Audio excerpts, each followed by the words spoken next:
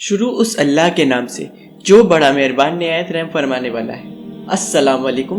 الفاظ زندگی T V میں آپ سبھی کو خوش آمدید۔ کسی زمانے میں ایک غیر مسلم نے اسلام قبول کیا تو اس سے پوچھا گیا تیرے کو اسلام کی کس چیز سے تو متاثر ہوا ہے بہت؟ تو اس نے کہا سیرت کا صرف ایک ہی حدیث میرے مسلمان ہونے کا سبب بن گیا۔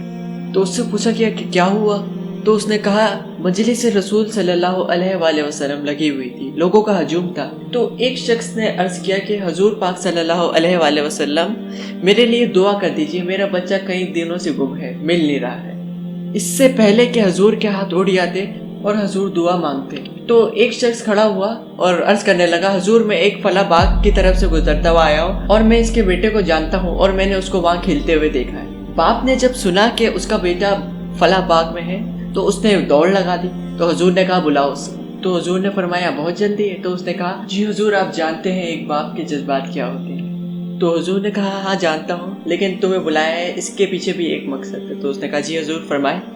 جب باغ جاؤ تو بیٹا بیٹا کہہ کے اپنے بیٹے کو آواز دینے نہ لگ جانا، جو اس کا نام رکھا ہے اس نام سے بلانا۔ تو کہنے لگا حضور میرا بیٹا ہے، اگر میں بیٹا کہہ کے بھی پکاروں گا تو اس میں کیا حرج ہے؟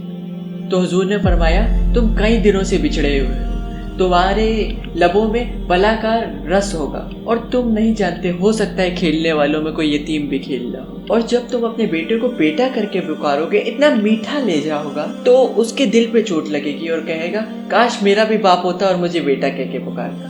کہا یہ شوق گھر جا کے پورا کر لینا، کوئی لاؤ تو صحیح زمانے میں ایسا۔ بیوہ کے سامنے اپنی بیوی سے عشق کرنے سے روکا گیا، غریب کے سامنے اپنی دولت کی نمائش کرنے سے منع کیا گیا ہے، بلکہ حضور نے فرمایا ہے اپنے گوشت کی خوشبو سے غریب ہمسائے کو تکلیف نہ دو۔ سبحان اللہ، بے شک صحیح فرمایا ہے میرے حضور پاک صلی اللہ علیہ وآلہ وسلم۔